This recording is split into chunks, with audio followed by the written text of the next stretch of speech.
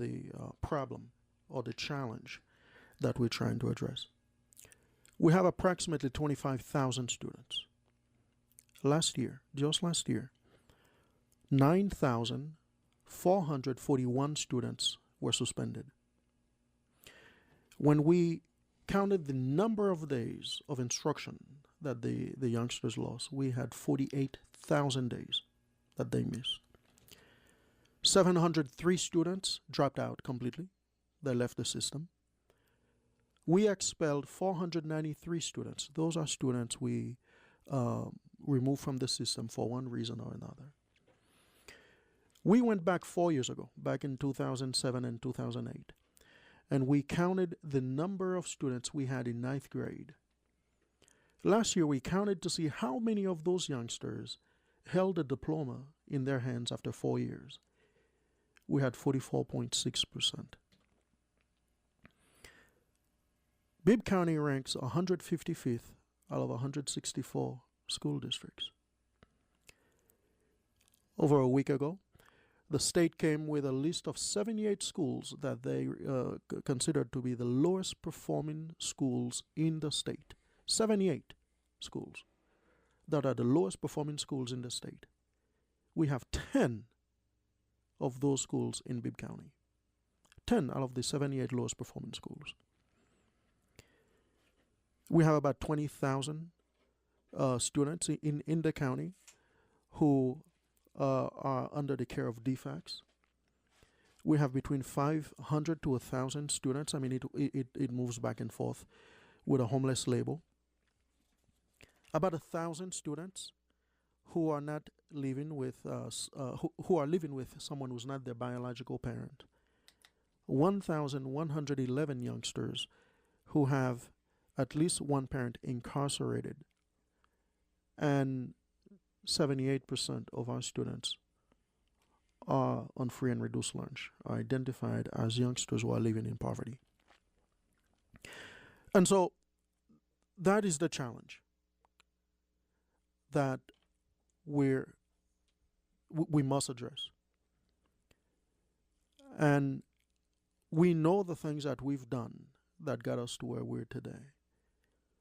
Something drastic has to occur in order for Bibb County to break away from the pact, in order for Bibb County to have a school system where all students are prepared for a multi-ethnic global economy. Well, Dr. Dalaman, where do we go?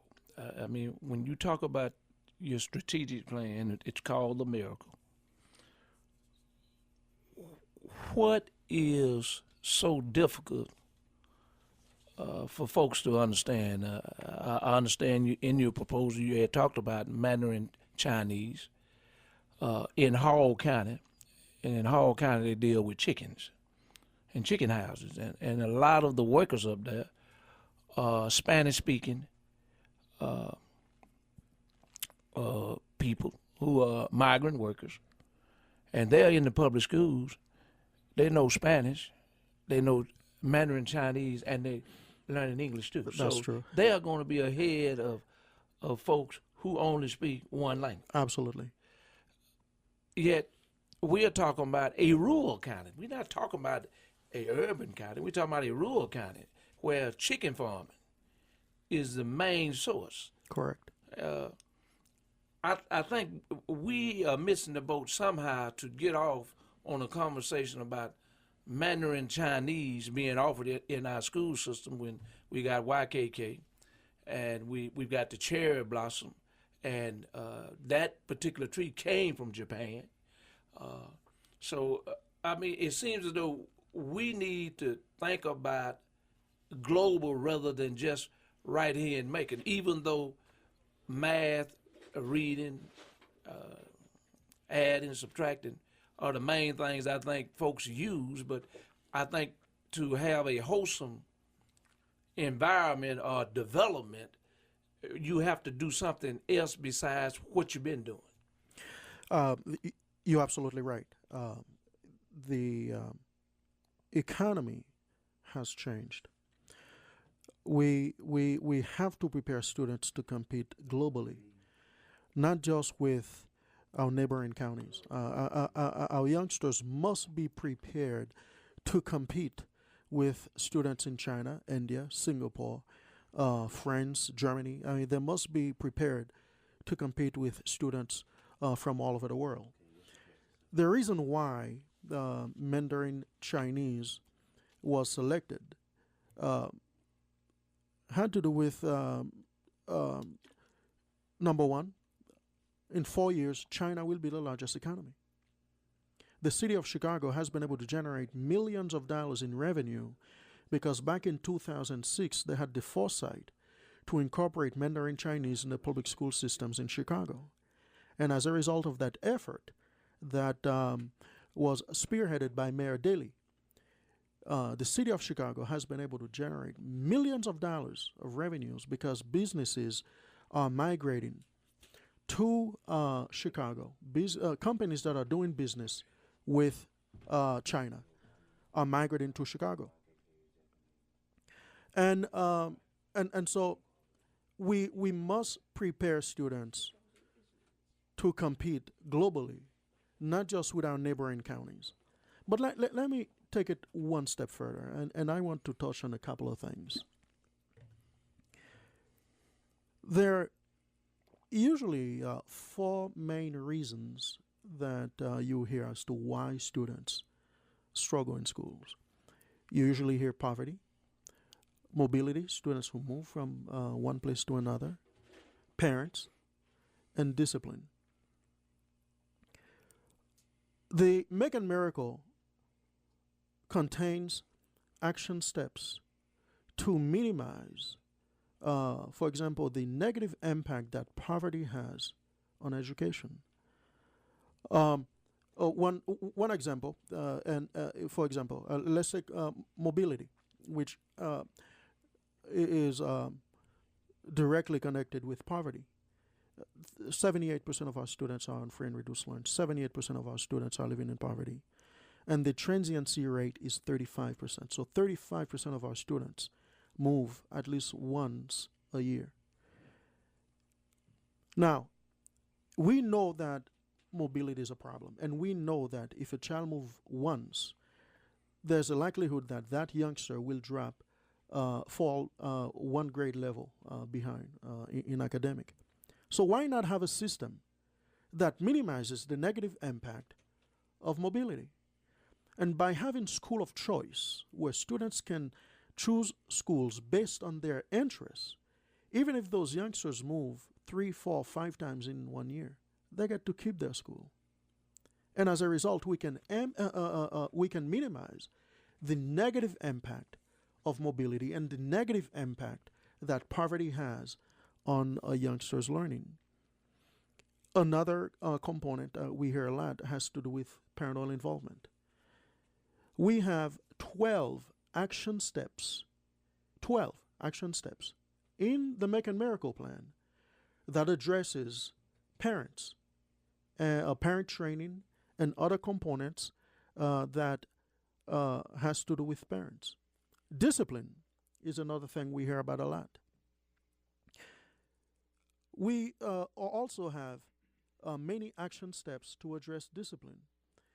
We already started by looking for mental health therapists to place at the Ombudsman program, and we are going to look at putting in place at least 3 alternative schools starting in September.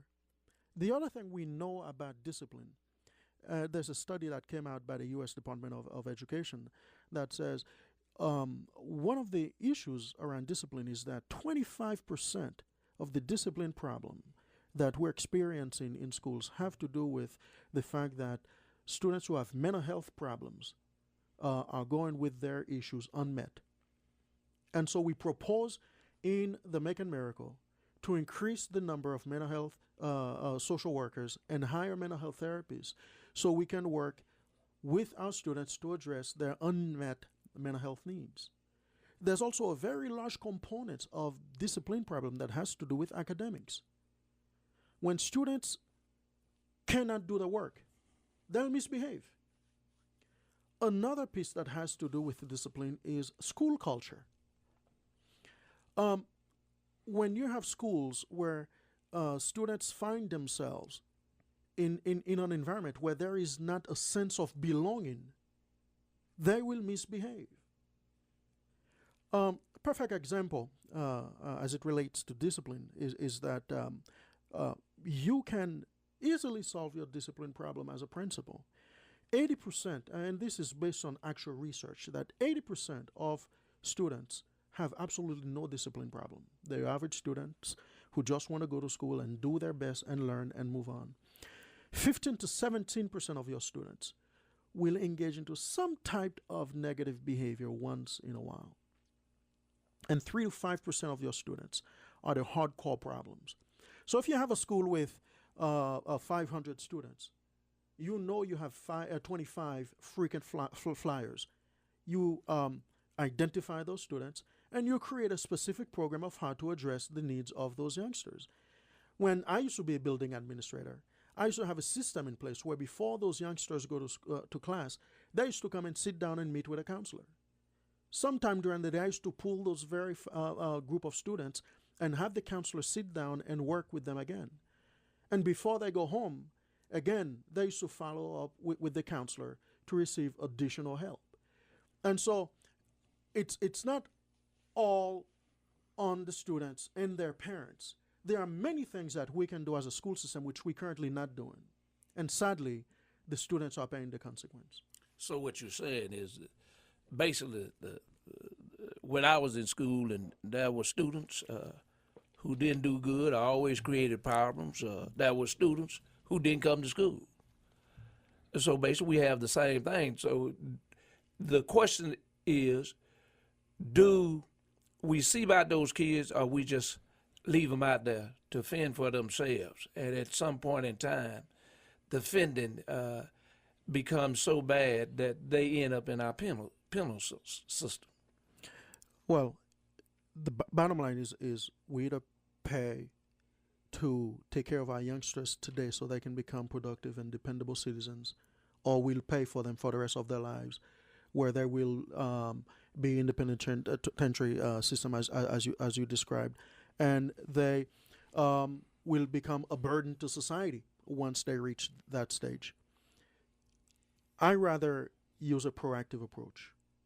I rather have systems in place, wraparound service in place, where we can meet the unique needs of our students so we can help them in order for our students to be successful. Now, having said that, I know, being a former special ed teacher myself, that we have some youngsters with behavior challenges that are very challenging. That is why I am recommending that we have at least up to 2 alternative schools. So students who become a danger to themselves or others can be removed from the regular environment and placed in the alternative setting. I do not want for the alternative settings to be like traditional alternative schools. You're talking about babysit. I do not, correct. I do not want those schools to be babysitting services. Yeah. I want them to be places where students can go and actually learn how to become dependable and productive. This is David Lucas with the Bibb County School Superintendent, Dr. Romaine Dollarman. Call us, 478-784-1102. That's 478-784-1102. Get a chance to ask the real man, the Bibb County School Superintendent, the question that you want to ask. The lines are open. Do you have a question for the superintendent? Log on to v1017.com. V1017. We are here with Bibb County Superintendent Romaine Dollarman. It's a special public affairs program. Ask the superintendent. If you have a specific question, call us at 478-784-1102. That's 478-784-1102. Dr. Dollarman, the caller didn't want to name it, but they wanted to ask this question. everything sounds good about the additional teachers, the mental health professionals. Question is, where does the money come from? Very good question. You need to know that our current budget is approximately $200 million. Okay. We have been spending approximately $200 million a year for the results that we currently have. What I'm proposing is to take the money we're currently spending and use those dollars differently. In addition to what we're currently spending,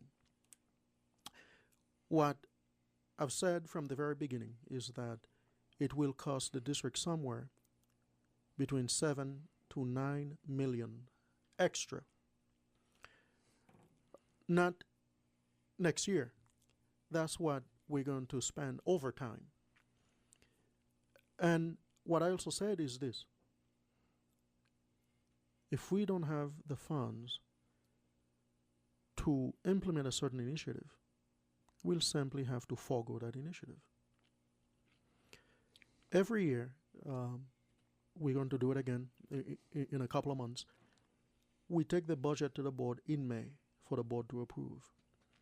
When we take the budget to the board for the board to approve, it will include the specific recommendations as to where the dollars will come from for the strategic plan. And most of the action steps in the plan will not will not be additional dollars. Those are funds that we will transfer from things that we're currently doing, and we're going to use those dollars differently. One perfect example is staff development. Most people don't know that, but we have over $2 million that we spend each year to train our staff. Well, I look at certain things, and I look at the legislature. In the last 8 years, and now starting on another 4, the administration in itself have cut out over $1 billion for public education. I noticed that they have changed some things, and it was in the legal daily organ that Bibb County would lose something like $2.4 million, and Houston County would pick up $2.4 million. And that thing kind of worried me in the sense how we lose, and we're a bigger system, and they are a smaller system, and we lose 2.4, and then they turn around and get 2.4.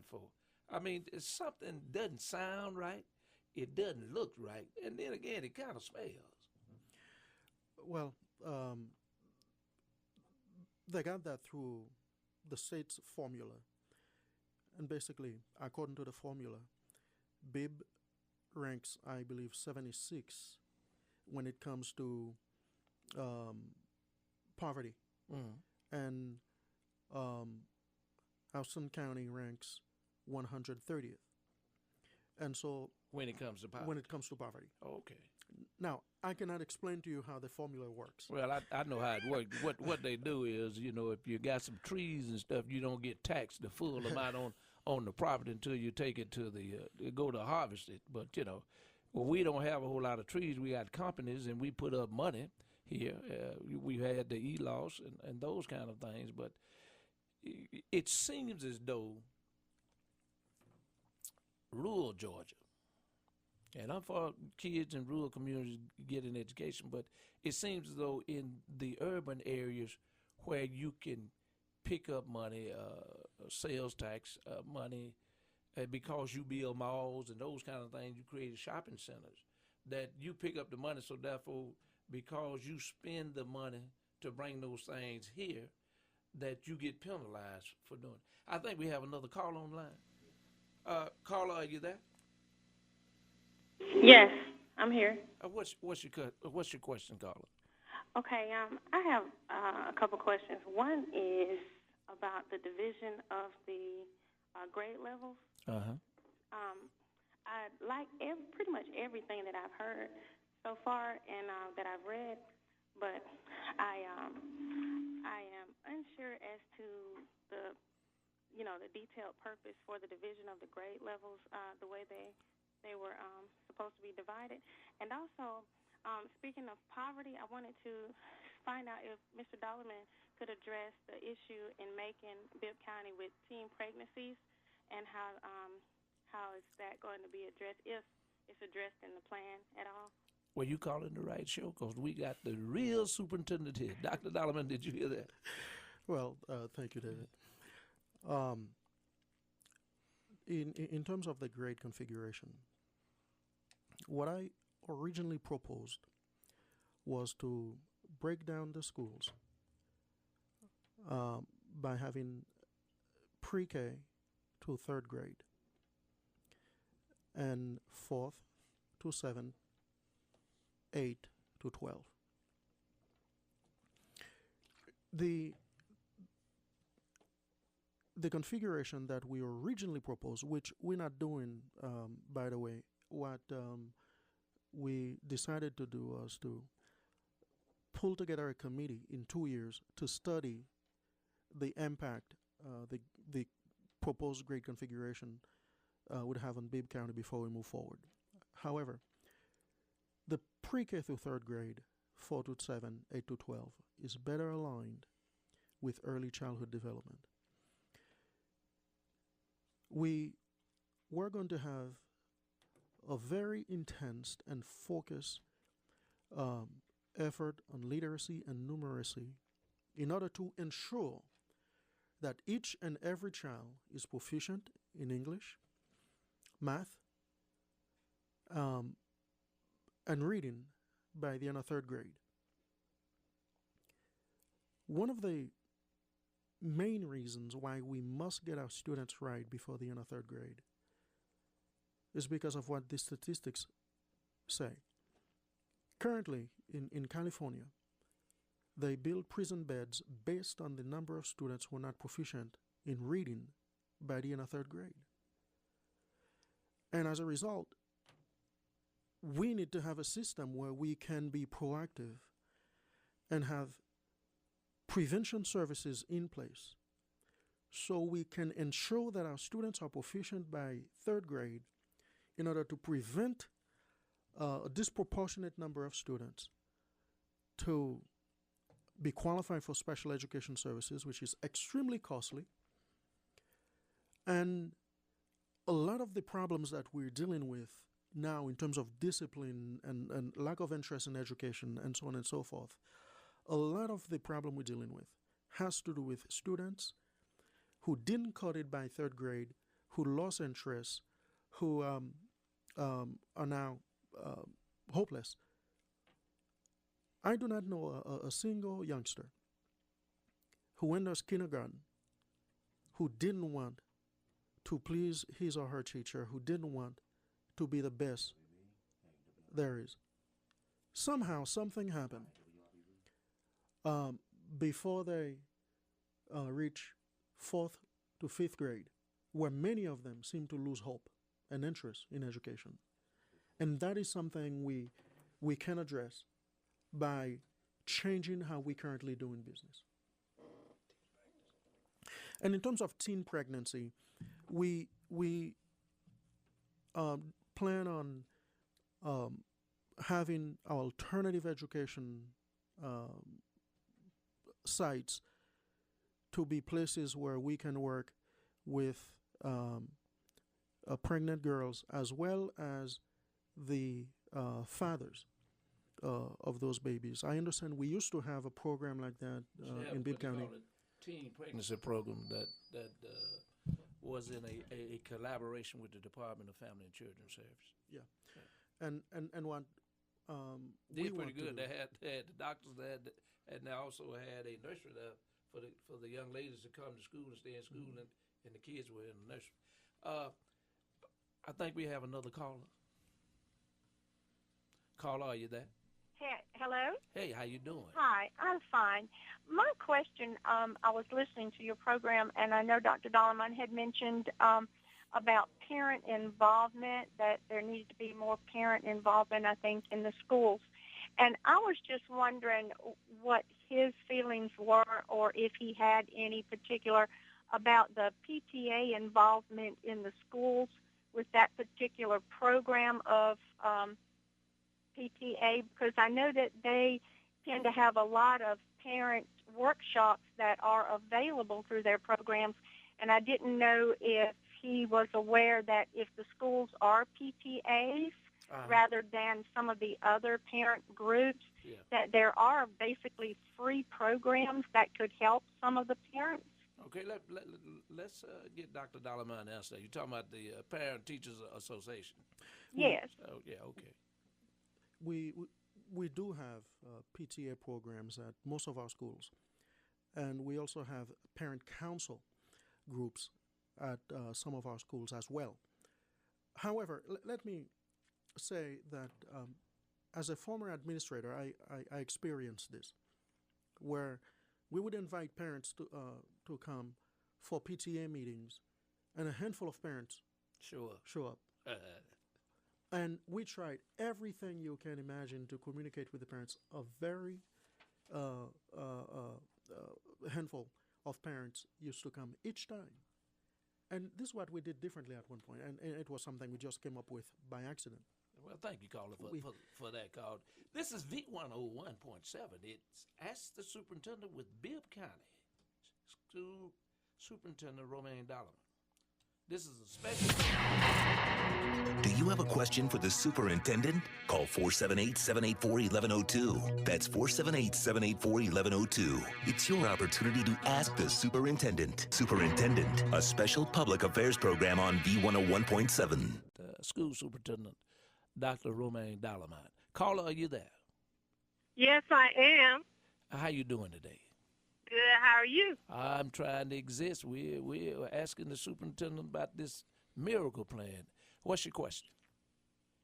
You were cut off a little early, Dr. Dollarman. I'd like for you to finish what you were saying. How did you increase parental involvement and get the parents to come out to the PTA meetings at your previous schools where you used to be an administrator? What we did was to get our students involved in complementary activities. We got every student involved in some kind of a club or some type of an activity. And then we used to have talent shows and have all kinds of different functions. And parents, all parents, like to see their kids perform. And they used to show up. Very good.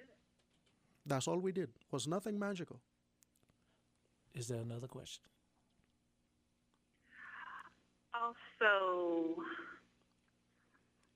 what is the specific, what are we going to do to come against some of the more... I need you to come on. I don't want to be rude, but we got other callers. But I'm trying to get What you. What are we going to do as far as the students who are bringing guns to school? What are we doing about that? We currently have a request for a proposal out there. We're looking for a firm, security firm, to come and to conduct a security audit.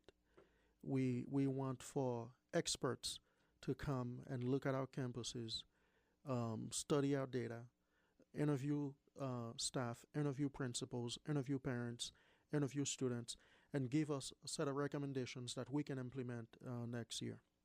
Okay. All right, caller. Thanks for that call. We got another call on the line. Caller, are you there? Caller, are you there? Yes. All right. Well, what's your question, caller? Well, my question is, I have a concern about the CRCT exams. I think that it puts too much pressure on kids to be promoted. In your miracle plan, do you have you addressed that? Do you plan on keeping the CRCT exams in and have as much weight as the CRCT exams do?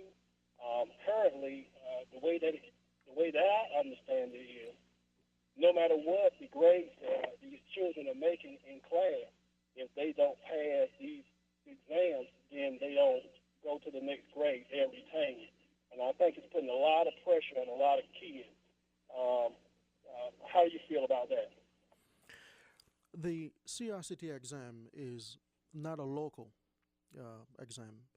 It's a state test, and it's mandated by the state. We have no choice but to follow the requirements of the state.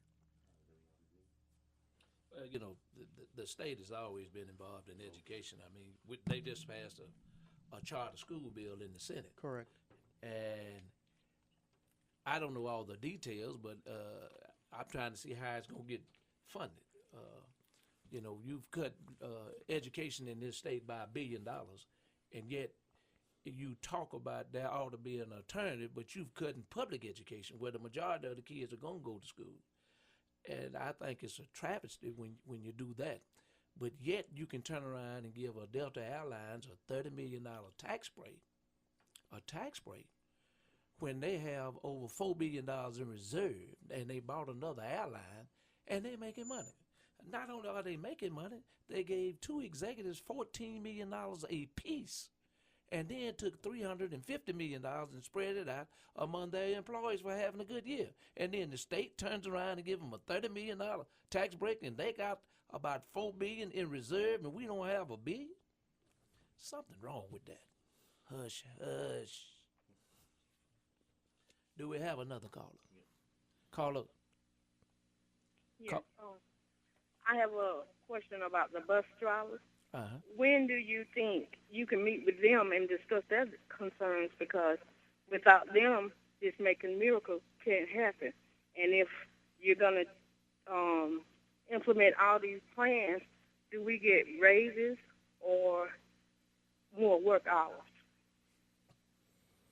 I didn't hear the last part of the question. She wanted to know whether or not under the miracle plan. And Under the Make a Miracle plan. What she's if saying you're going to implement all these plans, what about the bus drivers? What she's saying is the kids can't get to school unless the bus drivers are hauling them to school, and they can't get to these various schools without the bus drivers. So in the implementation of the plan, do you plan to sit down and meet with the folks who transport the kids, and whether or not they'll be doing overtime, and whether or not they're going to get paid for going over and above the working hours? The plan does not recommend that anyone works over hours. Okay. So that's off the table. The bus drivers, along with secretaries, custodians, and others, were included in the creation of the Make a Miracle. We created the Make a Miracle with the collaboration of 3,500 employees plus nearly 1,000 parents, business partners, and community leaders. So we had close to 4,500 individuals who came to the Coliseum to help us to develop the Make a Miracle. And I will certainly have a conversation or multiple conversations with the bus drivers. I do have a special place in my heart for bus drivers, and I certainly do want to sit down with them. Appreciate the caller. Next caller. Hello? Yes, are you there? Yes, Dr. Dollarman. I currently am employed with Bibb County Board of Education. I am a teacher. And my concern is I do work in one of our inner city schools, and I see where there's not any parental involvement. Now, as a teacher, I do what I can, and then they go home to parents, and they're broken again, and they come to school and repeat that cycle over and over. My concern is, or my question is, do you have any plans in place to work with or collaborate with our housing projects and get them involved with their children's education? Because in my opinion, and I've been teaching for 8 years in Bibb County, and I see that I keep doing the same thing over and over, building, motivating. Without our parents, it is difficult to continue. I don't see a lot of change happening if we don't have that buy-in from our parents. Okay. That's about it. I do concur, and we have provision in the Making Miracle to work collaboratively with parents, community agencies.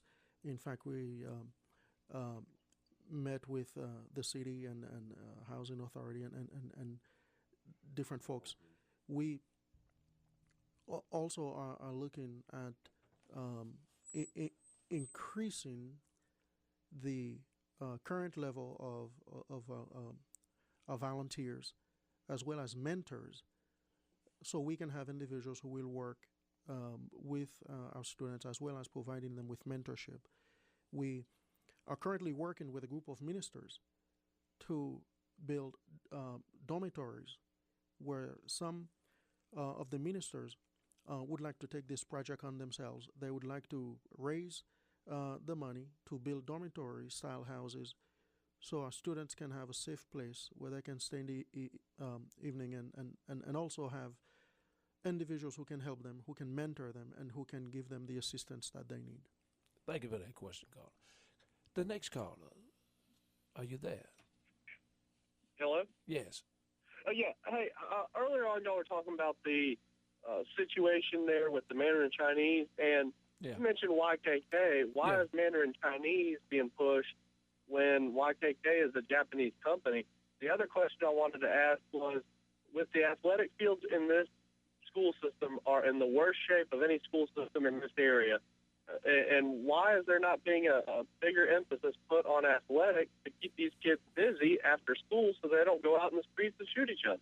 Well, I think, let me answer that. I'm the one who brought up the Mandarin Chinese and YKK, but it's basically globally. If you look at all these Nike tennis shoes, they are made over in China.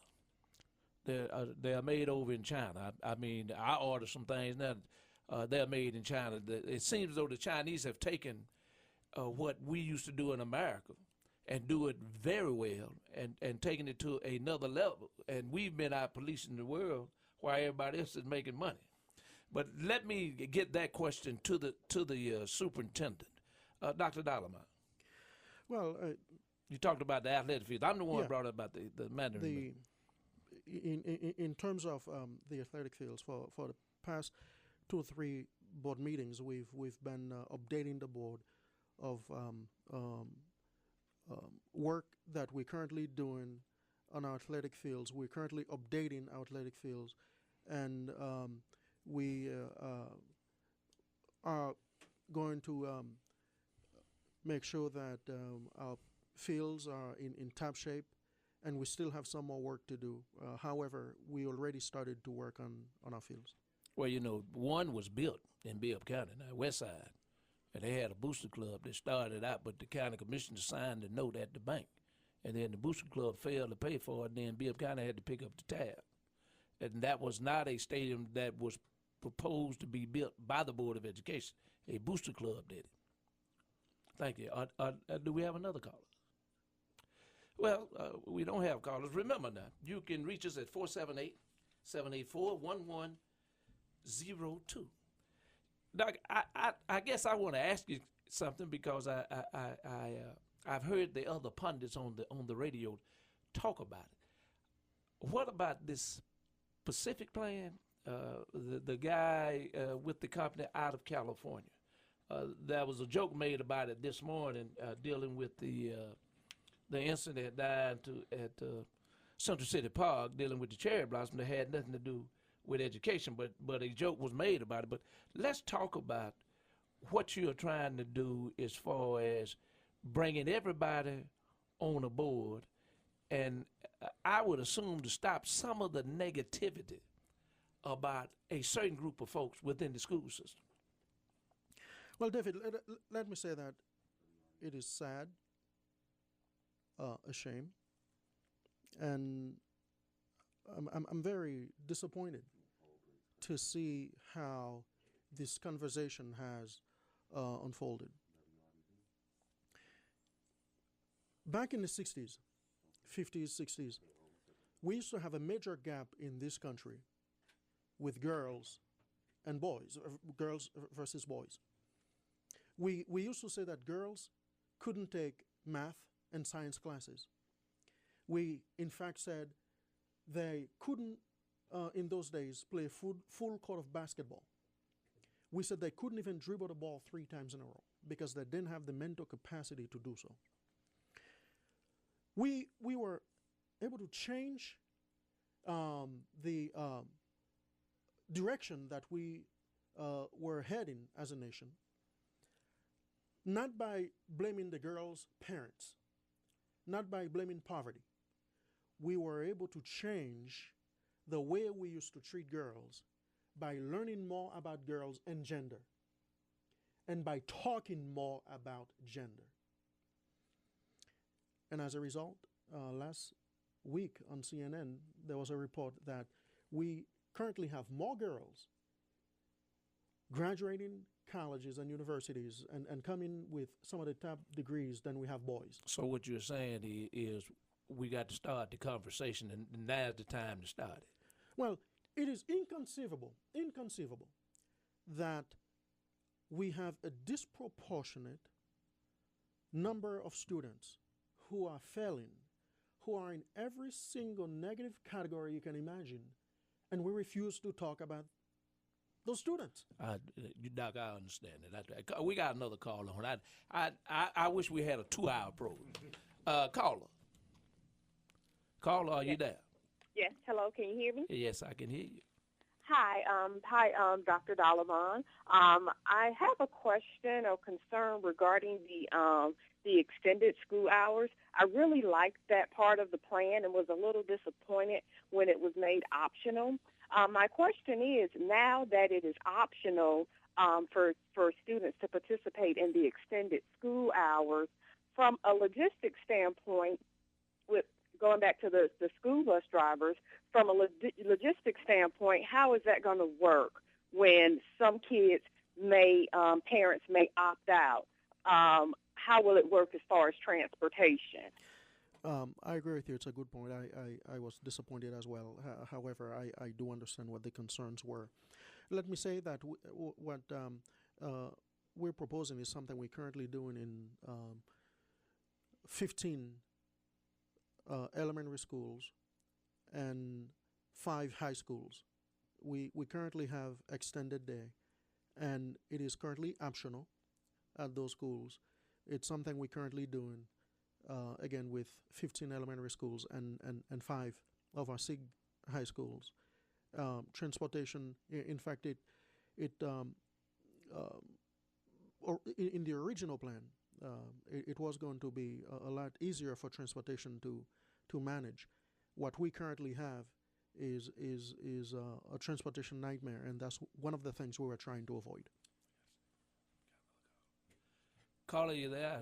I need for you to go ahead and ask your question. We're about to run out of time. Hello? Yes. Yes, Dr. Dalaman, my question is, within the district or amongst the people that are employed in the district, one of our biggest concerns are the current hiring practices. And prior to you coming to Bibb County, when you came in and you were going from school to school, one of the things you addressed was the nepotism, but yet it's continuing to happen. Plus, a lot of people who are overly qualified for positions here in the district, we're being overlooked, and people with less qualifications and less experience are given the jobs. We are currently working on processes that we're going to implement in order to ensure that we recruit and hire the best and brightest employees. Well, callers, ladies and gentlemen, we're about out of time. I just want to thank the radio station, my good friends here, V101.7. And this has been Ask the Superintendent, a special 1-hour public affairs program with Bibb County Superintendent Romaine Dalaman.